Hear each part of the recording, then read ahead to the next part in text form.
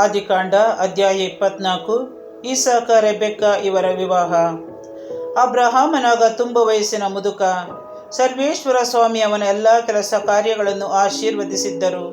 ಒಮ್ಮೆ ಅವನು ತನ್ನ ಆಸ್ತಿಯನ್ನು ನೋಡಿಕೊಳ್ಳುತ್ತಿದ್ದ ಹಿರಿಯ ಸೇವಕನಿಗೆ, ನನ್ನ ಮಗ ಈಸಾಕನಿಗೆ ಹೆಣ್ಣನ್ನು ನಾನು ವಾಸ ಮಾಡುತ್ತಿರುವ ಕಾನಾನ್ಯರಿಂದ ತರಬಾರದು. ನನ್ನ ಸ್ವಂತ ನಾಡಿಗೂ ನನ್ನ ಬಂಧು ಬಳಗದವರ ಬಳಿಗೂ ಹೋಗಿ ಅವರಿಂದಲೇ ಅವನಿಗೆ ಹೆಣ್ಣು ತರಬೇಕು.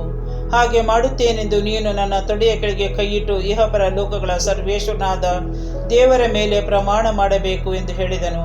ಅದಕ್ಕೆ ಆ ಸೇವಕ, ಒಂದು ವೇಳೆ ಆ ಕನ್ಯೆಗೆ ಈ ನಾಡಿಗೆ ನನ್ನೊಡನೆ ಬರಲು ಇಷ್ಟ ಇಲ್ಲದೆ ಹೋದೀತು, ಆಗ ನೀವು ಬಿಟ್ಟು ಬಂದ ನಾಡಿಗೆ ನಿಮ್ಮ ಮಗನನ್ನು ಮರಳಿ ಕರೆದುಕೊಂಡು ಹೋಗಬಹುದೇ ಎಂದು ವಿಚಾರಿಸಿದ.